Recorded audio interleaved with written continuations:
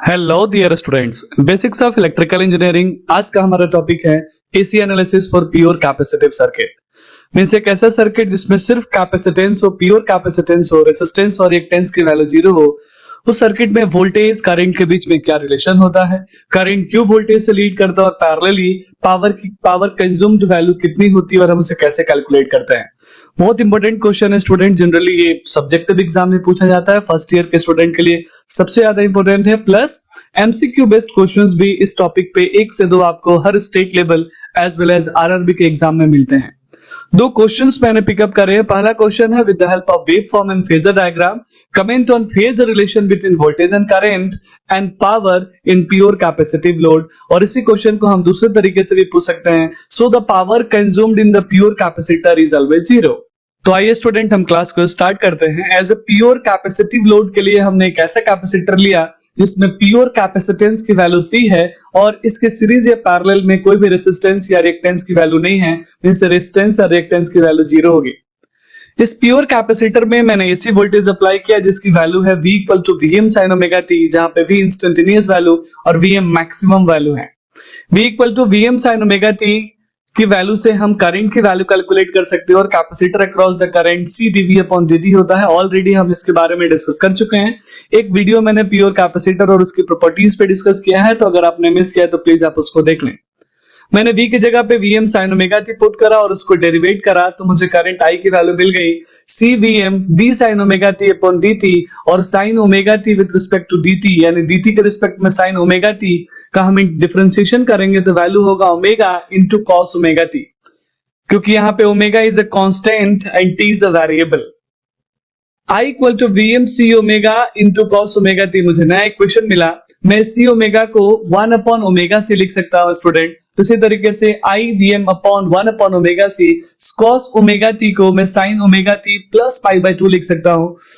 1 upon omega C को हम already student XC बोलते हैं यानी कैपेसिटिव रिएक्टेंस बोलते हैं, तो मैंने 1 अपॉन ओमेगा C को XC लिख दिया तो करंट I की वैल्यू हो गई Vm upon XC sin omega t plus pi by 2।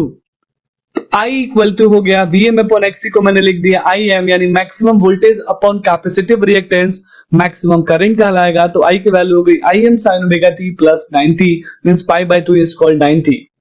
तो इस तरीके से स्टूडेंट हमने वोल्टेज और करंट के बीच में रिलेशन डेवलप कर दिया प्योर कैपेसिटिव लोड में, यानी V equal to Vm sin omega t है, जबकि I equal to Im sin omega t plus pi by 2 means current की वैल्यू वोल्टेज से 90 डिग्री लीड कर रही है।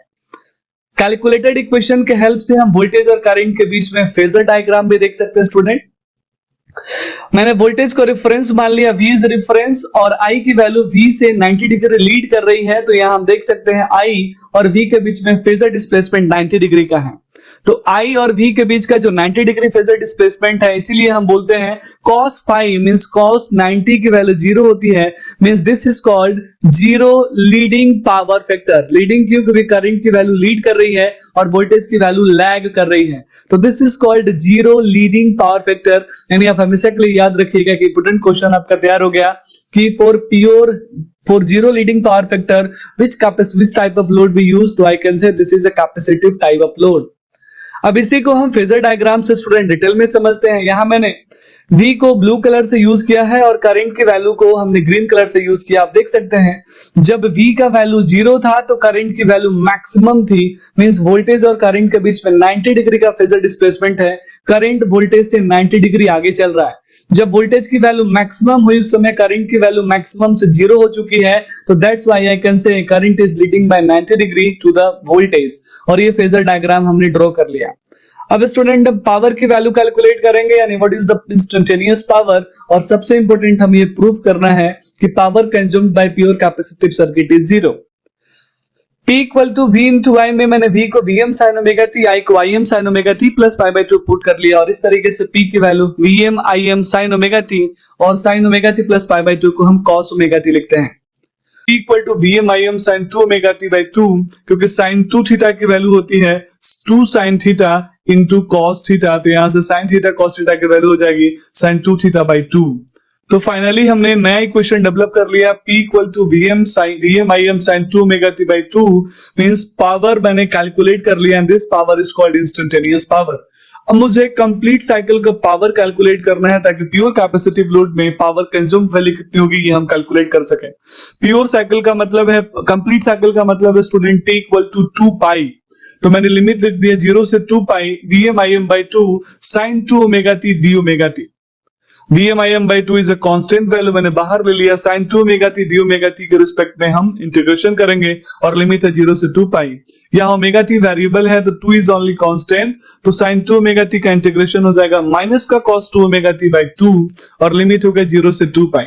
2 को मैंने बाहर ले लिया, माइनस को बाहर ले लिया, तो इक्वेशन हो गया माइनस का Vm/4 cos 2 pi minus cos theta, जहां पे 2 पाई अपर लिमिट है और 0 लोअर लिमिट है। तो स्टूडेंट फाइनली cos 2 पाई मींस cos n पाई की वैल्यू हमेशा -1 होती है। ये मैं बहुत बार आपके साथ डिस्कस कर चुका हूं। n जब इवन होगा तो वैल्यू +1 होगी, तो 2 पाई की वजह से cos 2 पाई की वैल्यू +1 हो गई और cos 0 का वैल्यू 1, तो 1 - 1 = 0। तो इस तरीके से स्टूडेंट हमने कैलकुलेट कर लिया कि power consumed in a complete cycle for capacitive load, pure capacitive load is always 0। Means कभी भी आपसे कोई पूछे कि prove that the power consumed in pure capacitive load is always 0, तो आप इस सिंपल से मैथमेटिकल इक्वेशन को, डेरिवेशन को यूज करके प्रूव कर सकते हैं। अब स्टूडेंट इसी एनालिसिस को हम फेजर फॉर्म में कैसे प्रूव करेंगे आइए हम समझते हैं। Power equal to, power is the product of voltage and current. तो यहाँ मैं अगर 0 से π/2 साइकिल की बात करूं तो 0 से π/2 में वोल्टेज की वैल्यू भी पॉजिटिव है और करंट की वैल्यू भी पॉजिटिव है, तो पॉजिटिव इंटू पॉजिटिव, तो पॉजिटिव पावर मिल गया, तो P इक्वल टू VI यानी पॉजिटिव पावर हमने यहाँ कैलकुलेट कर लिया।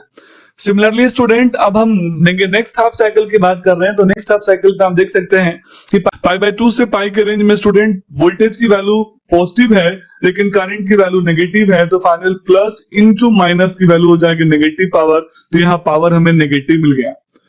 सिमिलरली स्टूडेंट पाई से 3π/2 के रेंज में दोनों के दोनों नेगेटिव है, वोल्टेज भी नेगेटिव है, करंट भी नेगेटिव है, तो पावर पॉजिटिव हो गया। और सिमिलरली 3π/2 से 2 पाई के बीच में वोल्टेज की वैल्यू तो नेगेटिव है लेकिन करंट की वैल्यू पॉजिटिव है, तो प्लस इंटू माइनस माइनस। तो इस तरीके से हमने कैलकुलेट कर लिया कि total power from the phasor diagram, कभी वो पॉजिटिव हो रहा है लाइक यहाँ पॉजिटिव है, फिर कभी नेगेटिव हो रहा है, फिर पॉजिटिव हो रहा है और फिर नेगेटिव हो रहा है। तो इसका जब आप एवरेज वैल्यू कैलकुलेट करेंगे तो प्लस P और उतनी वैल्यू माइनस P है, दोनों एक दूसरे को कैंसिल कर दिए, प्लस P उतनी वैल्यू माइनस P है, दोनों एक दूसरे को कैंसिल कर दिए, मींस टोटल एवरेज पावर हमेशा 0 होगा। ध्यान रखिएगा, मैं फिर से इस लाइन को बोल रहा हूं, total average power consumed in pure capacitive circuit is always 0।